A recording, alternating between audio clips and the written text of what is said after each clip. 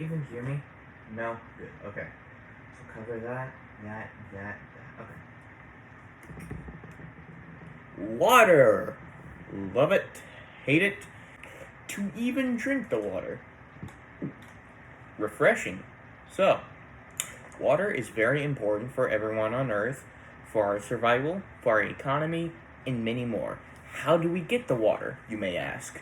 This is an ocean, and that's what I'm going to be discussing about, along with some freshwater properties that you probably don't know of. So, strap in, get prepared, there will be a test over it, study for it, and let's get on with this video. So in order to talk about the hydrosphere, we gotta talk about the water cycle. If you haven't heard of it, congratulations, you are very young. But anyways, so our water cycle, basically, it's how rain, sleet, snow, what the works, gets from one area to another. Now how does it do that? Well, that's what I'm gonna describe to you right now. So anyways, let there be rain!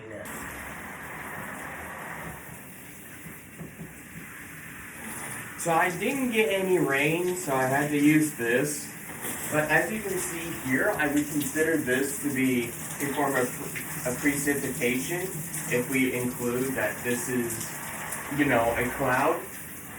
But yeah, precipitation, what it basically is, rain falling down from the sky. This is our sky, that's our cloud, falling down here.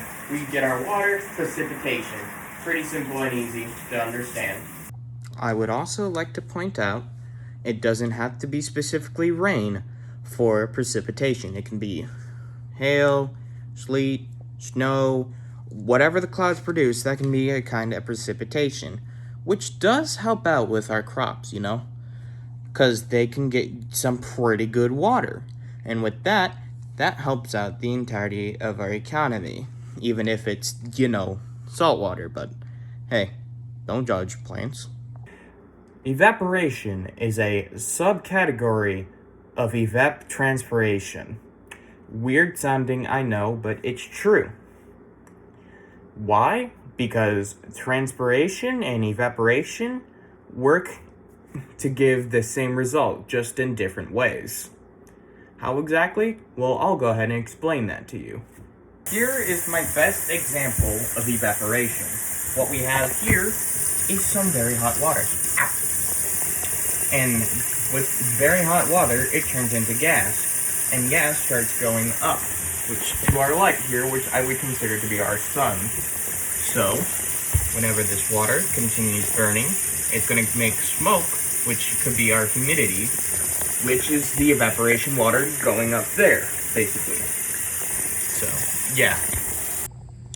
Grass, plants, you all know the whole ordeal with them. And that's where transpiration comes from. These little suckers, including with every other plant, has little holes in them that allows water to come out, basically. And it's basically microscopic, so good luck trying to find them. But that's how you get your morning dew, is from these little grass plants right here. Clouds. That's what we call condensation. Remember all that evaporation water from the plants and from the ground, wherever, all that humidity, that goes up there. And whatever goes up there, that's gonna come back down with precipitation. Phew, okay, well, I need to head over to the cartoon world. You telling me you've never been there before? Well, come on, I'll show you. I know, a boring background. The budget can cover so much. Anyways, our oceans. They're the water that takes up most of our planet. They come with new properties that you don't find in fresh water. Here's my friend to bring us some examples of fresh water in good old salt water. Oi, you ready over there? I heard you. I'm getting ready.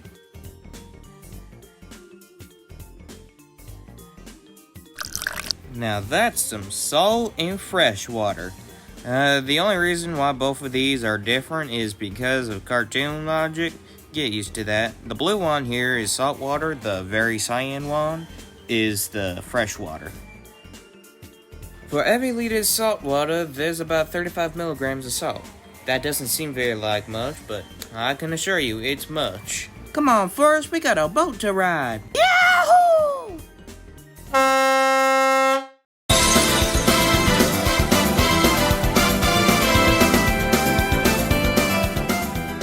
Now there she is. Now that's fresh and salt water mixing. As you can see in these waters, the salt and fresh water seem to be making a border, but it's not.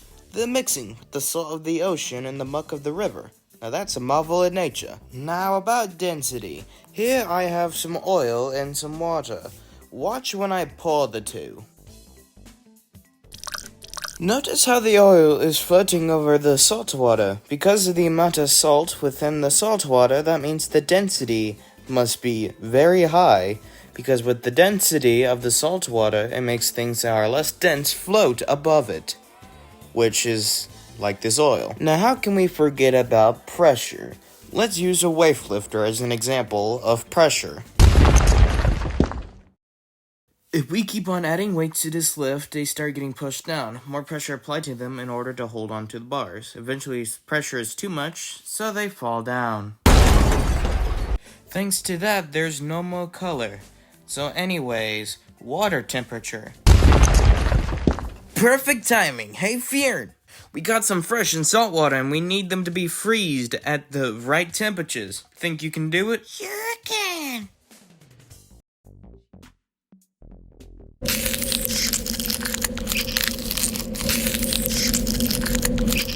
Notice how the ocean water took longer to freeze? That's because ocean water freezes at -2 Celsius, while fresh water freezes at 0 Celsius. I better be getting back to the real world so then I can explain everything else. So, I'll see you all there. This is water. Watch what I do. Notice how me blowing air made the water move. That is what I would like to call surface currents. Now, air is the leading cause for them, but there are other different ways, which I'm not going to go into, because I don't have any examples to set. But say that just doesn't work your fancy.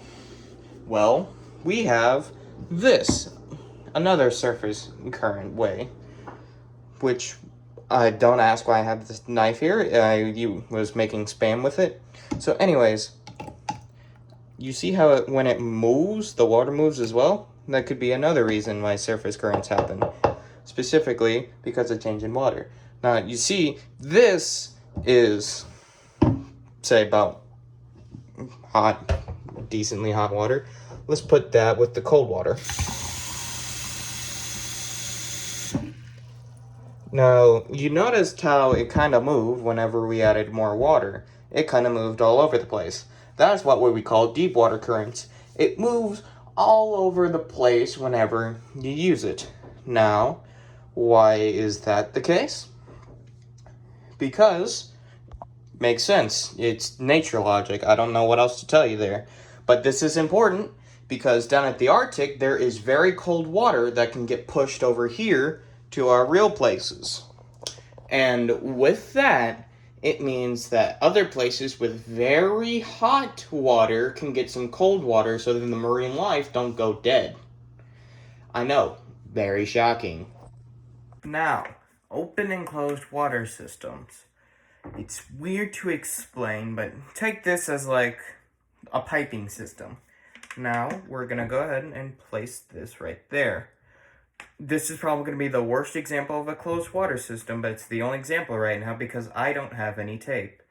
So, a closed water system is where water is moving, but yet it has no access to the sun whatsoever. But since I'm awful at this, I didn't get in all the water. But it's the best example I can do right now. But there is no way for this water right here to get to the sun while still being constantly moving. Say, plumbing. Now, open water system, it can actually get to the sun right there. So, something like this. Rather than putting the bottles together with their lids, you get a way for the water to actually move where it needs to go, but I suck at pouring. So, yeah. That is how our water here works for open and closed water systems. Why is this important? Because some fresh water and possibly some ocean water can't get to our sun, which is right here as an example sun rather than our actual sun. So, since the water can't get there in a closed water system, it's considered a closed water system. Meanwhile, with our open water system, it can get to the sun, and therefore, it's open water system. So that's it for this video, guys. If you enjoyed it, make sure to smash that like button and subscribe so then you get content like this within the next year or so. Because I do not post regularly. I post when I want to. Refreshing. Now, if you'll excuse me, I have somewhere to be.